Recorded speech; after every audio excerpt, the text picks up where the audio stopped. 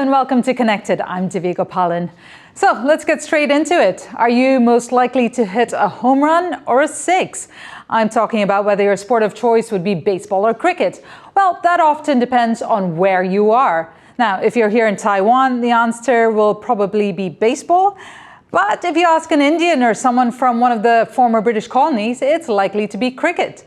In this episode of Connected, we explore why nations veer to one or the other and find out whether they can be a successful crossover. So to help us along, we have Vincent Liao, who's here for us in Taipei, and Bhattacharjya, who is in Delhi in India for us. So I'm going to start with you, Vincent. You're a baseball commentator and podcaster. Can you tell us what that entails? Sure.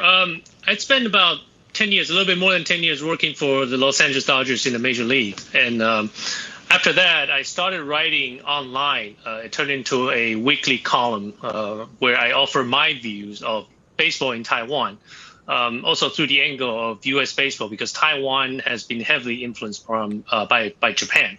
And I'm sure we can get into that later. I wanted to bring how U.S. work, how they promote baseball, how they grow the sport of baseball, and how they improve their national teams. I want to bring that angle to Taiwan, and that's what I've been doing for the past few years.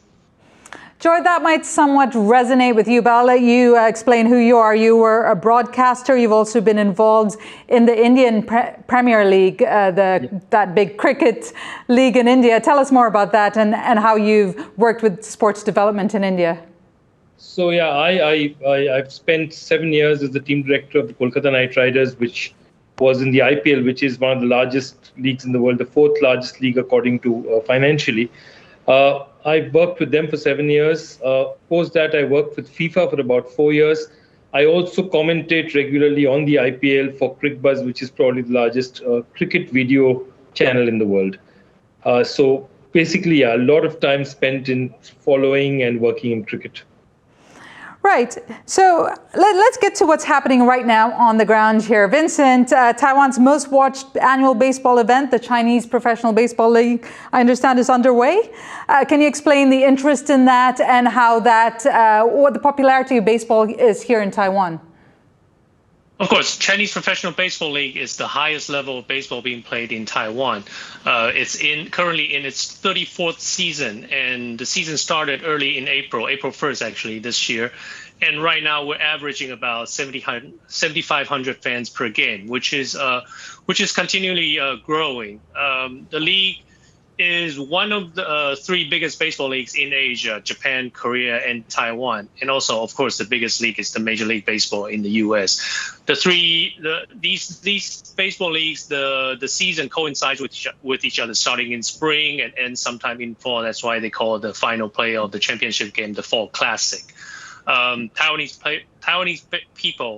baseball fans, they love their sports. They will go to games, they'll chant, they'll dance, they'll sing, and also recently concluded the World Baseball Classic held by Major League Baseball, had their group stage in Taiwan, and a lot of crazy fans going there. And of course, that helped the attendance of the Chinese Professional Baseball League as well. Yeah, Vincent, we'll have a little piece on that later in the show, which is going to be quite entertaining for Joy, I'd imagine. So Joy, you know, on the flip side, let's head over to India here. The IPL started in 2008, and since then has become the world's most watched sports. Tell us about the popularity of that cricket league in India and around the world. It's huge because just in India, in the first 10 days of this year's IPL, 307 million viewers came in. You average about 50,000-60,000 on the ground. The reason, of course, is that we had a lot of people out here, which is about 1.5 billion people. And also what happened is that the other colonies, which are also England, Pakistan, Bangladesh, they also have substantial populations. And a couple of Bangladesh players also come into play. Of course, sadly, Pakistan players are not here. But that really makes the numbers. And the second thing is that it also goes out very well to the diaspora. It's regarded as a league which has the best cricketing talent around, simply because, you know, they obviously make the most money playing out here. And the big thing about it is that the Indian leagues don't last very long. So, for example, this league started on the 31st of March and it'll end on the 28th of May. So it's barely 2 months. And in those 2 months, it's possible for advertisers, for everyone. It's like a festival for a while. And that's very different from most leagues around the world. Potentially, Major League Baseball extends for a much larger time, more than half a year. Similarly, the NBA does as well. And I'm not sure about the Taiwan League, but that's the reason why you get a lot of viewers in a very concentrated span of time. And I'm not sure that whether that's good or bad, but that's just the way the sport is panned out in India. Vincent, correct me if I'm wrong. I believe the Taiwan league season will end in October. Is that right? Yes, October, and sometimes runs into November. Right, okay. I'm going to change tack here and get you to talk about cricket. How popular is cricket here in Taiwan? Until you brought it up to me, I really haven't heard anything about cricket in Taiwan. I'm sure there are people playing it somewhere in the back park, but I really haven't seen anything, and it hasn't really been mentioned in news, in the sports circle at all. Well, I can take you to one of the cricket games here. Our reporter Suvan Pal went to the only cricket ground in the whole of Taiwan. Have a look. Surrounded by 3 baseball diamonds, the Yingfeng Cricket Ground in Taipei holds a unique distinction. It's the only dedicated cricket ground in the whole of Taiwan. When you play cricket in Taiwan, the first thing is like the ground problem. Born and raised in the eastern India, Anthony Liao hails from Kolkata city's historic Chinatown. The Cantonese restaurant owner migrated to Taiwan more than a decade ago, and he brought his passion for the game with him. Taiwan cricket is building up now. When I started playing cricket in Taiwan, there was only 5 or 6 teams. But now, within a year's time, it's been 16 clubs. Anthony's team, the Formosa Cricket Club, has players from around the world who have settled in Taiwan.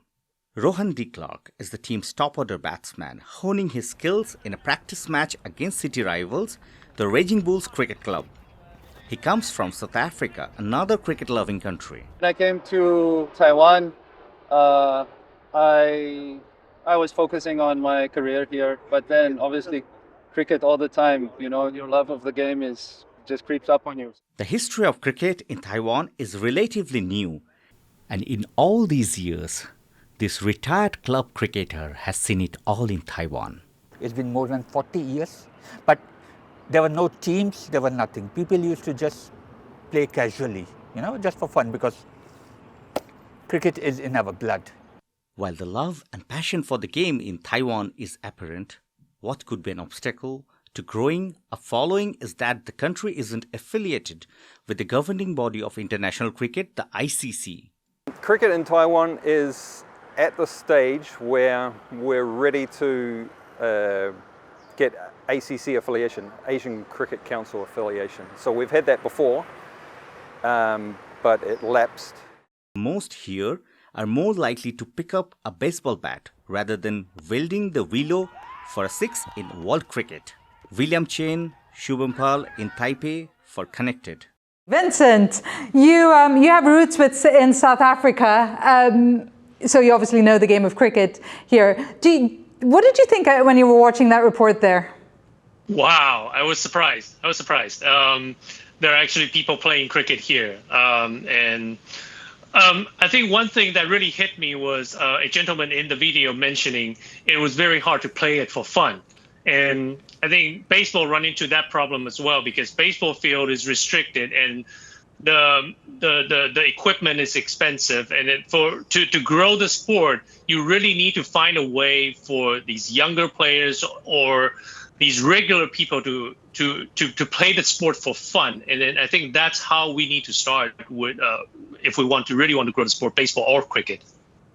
And I'd imagine Joy Cricket also faces similar challenges in that sense. So can you see cricket growing organically in places like Taiwan and other places where it's not a natural sport to play?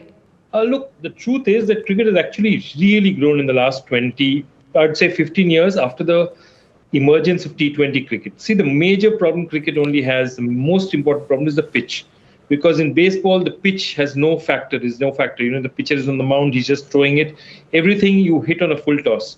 Here, the ball has to hit the ground. And that, you know, the way the ball hits the ground, the way it deviates, the way it bounces, makes a huge difference. And it's really, if you look at it, you know, you break it up. Where is cricket big? Cricket is big in English colonies. finally, at the end of the day. Where is baseball big? Baseball is big wherever the Americans have had a few successful say. Where it's Japan, the Philippines, Taiwan, Korea, these are all nations, again, South America. So a lot of it is very cultural. You've seen the GIs playing, chewing gum, having Coca-Cola and playing baseball. That's how baseball started in Japan. And a lot of countries which were not playing at all are now getting interested. Botswana, Philippines women's cricket team actually has done well. Papua New Guinea, places you don't associate with cricket, have started playing cricket. But again, the challenges will be the pitch, and the challenges will be, as you say it, taking it to, why would a Taiwanese person who's used to playing baseball, has seen baseball on TV, would suddenly want to switch to cricket? So the entry-level barriers are very huge. Okay, let's talk about format here. You talked about the T20 format that's allowed cricket to travel, basically. Is there anything like that in baseball? Because one of the things about baseball is that the games can be very long, and therefore people either don't have the time or the patience to truly understand the game. Is baseball making any moves in that direction? Of course, it starts two ways. One is from the top. Major League Baseball this year adopted a rule where a pitch has to be thrown within a certain limit of time, and that has drastically cut down the game, the 9-inning game. I think it went down from 3 hours to 2.5 hours. It's still very long for you to watch, but it's becoming a little bit more bearable. And on the other way, on the grassroots level, World Baseball and Softball Confederation has started a movement called Baseball 5. That's a simplified form of baseball. Instead of having 9 people playing, you have 5 on each side, and you're eliminating the pitcher. And saying that, have you seen that happen in Asia? Yes, I have, and it's actually an international event now. Baseball 5. Taiwan has regularly sent out teams to participate in international tournaments. They've been doing very well, and I think growing the sport internationally, just like we continue to iterate, is we need to have people to play it for fun. We need to have more and more people play the sport, baseball or cricket. I have a trivia for you. Can you name a country where both cricket and baseball are as popular as each other? That means they're played at an international level. And Joy, I'm going to go to you first, as you do have a record of being a quizmaster. Turning the tables on you. I'm just trying to think. It's got to be a British colony where there are Americans as well. Can't be South Africa. Cricket is much bigger in Australia, New Zealand. It's much bigger. Canada. No, I don't think the pitches will be too much. Canada, I think, is more baseball than cricket. No, they have too much baseball. No, you've got me. All right, Vincent. South Africa is a good guess. South Africa is the best baseball playing country in the African continent, but my answer will be Australia. Okay, top 2 countries where both sports are played at an international level are, you got it, Vincent, Australia's there and Netherlands. There you go. So there you go. Crossover is possible in some places. I'm not sure what that magic formula is to make it happen. But I want to go back to you, Vincent, very quickly about Taiwan's kind of love of baseball, or growing the popularity of baseball here. There's been a huge government effort and, in essence, an amount of baseball diplomacy. Can you explain? Sure.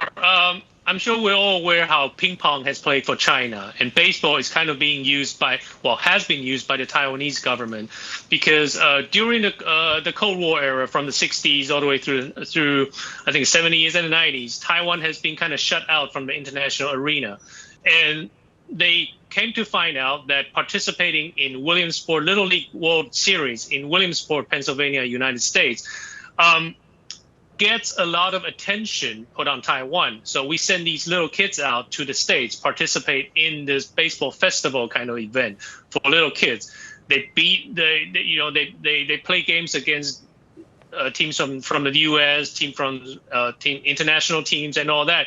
And we came home as champions. And that's for people. That's for the rest of the world to see. Oh, there's this place called Taiwan, and they're really good in baseball.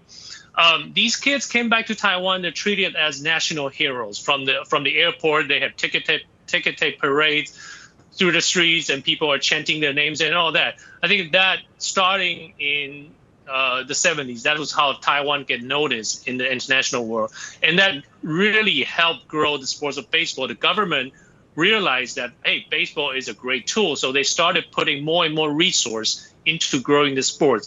Later on, this movement turned into our baseball talent being signed by American professional teams. And then you have the Chen Ming Wangs with the New York Yankees, the Hung Chi Kuos with the Los Angeles Dodgers.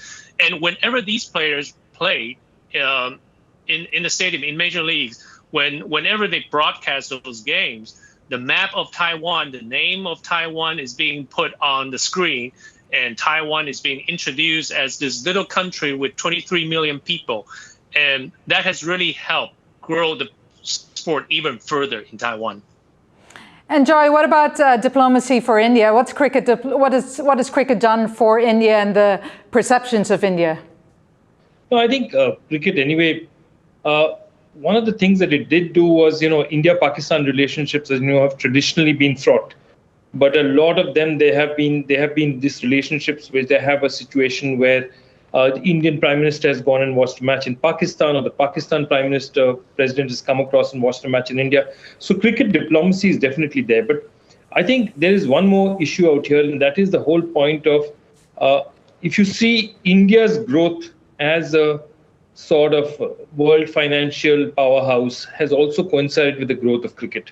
And that is why, so cricket, all of sport, essentially is a soft power. And it's a very, very great soft power because it takes you to parts of the pages of the newspapers which other people don't see. So exactly as Vincent is saying, that when you see Taiwan's flag out there and you see it, it's in a place where it would not normally otherwise be noted. And similarly, just the strength of the IPL. I mean, in just 10, 15 years, and remember, it's competing against leagues like the NBA or National Football League or the English Premier League, which all of these leagues have been around for, even the Premier League. In its current form, maybe around for 30 years, but it's in effect, it's been around for 100 years.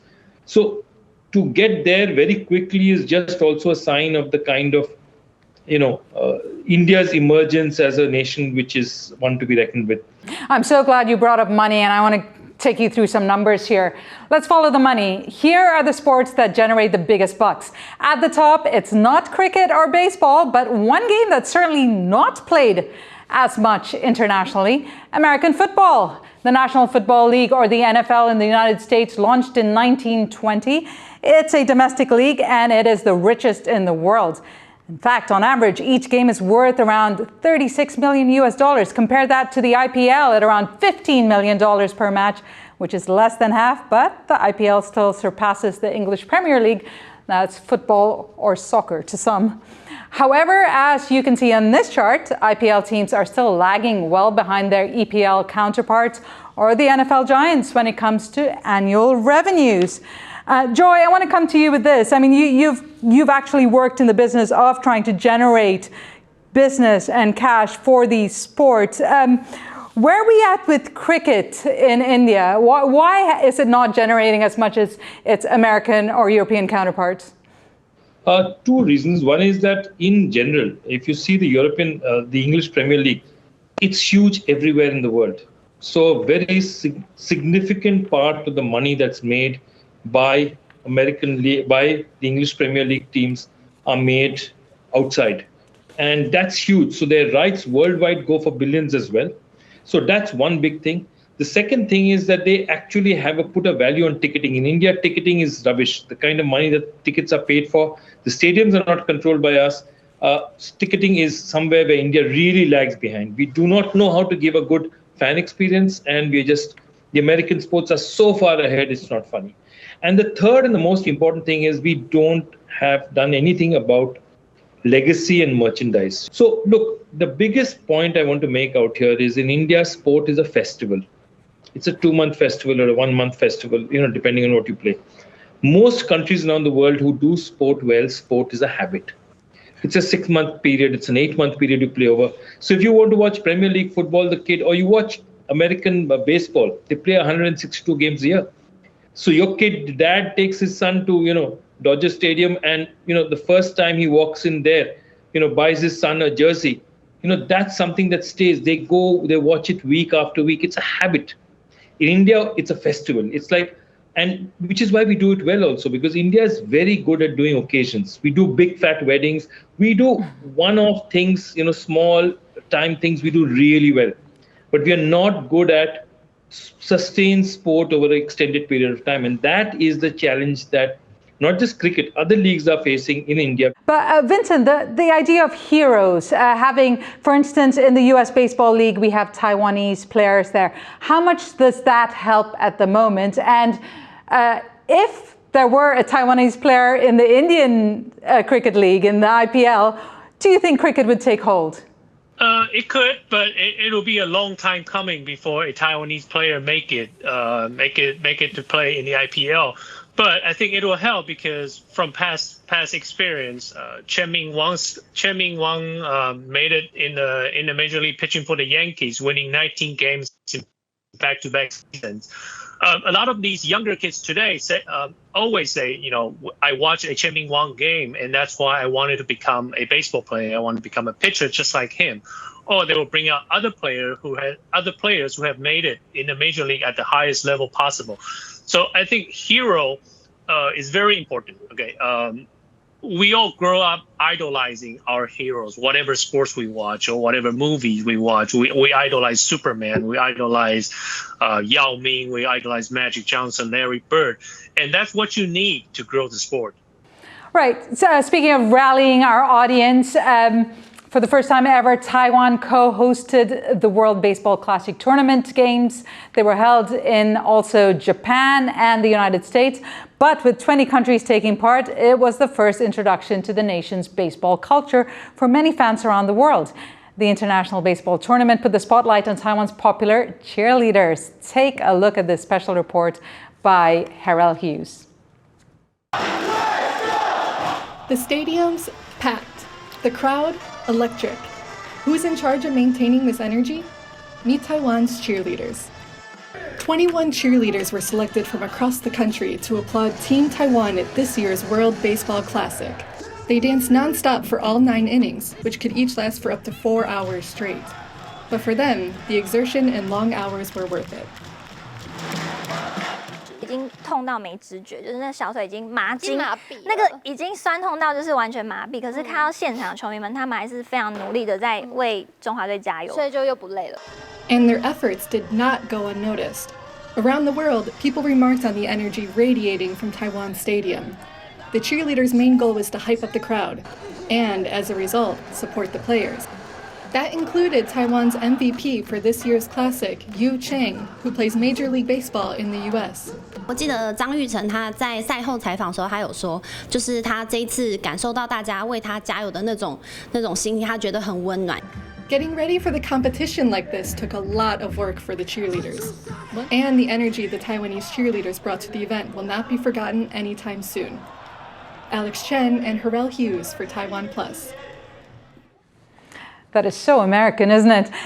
Joe, you talk about that festival-like atmosphere that is so important, and particularly in India, in those cricket games. Can you tell us, you know, how that, if that is being exported across the globe, is that something that can go along with cricket?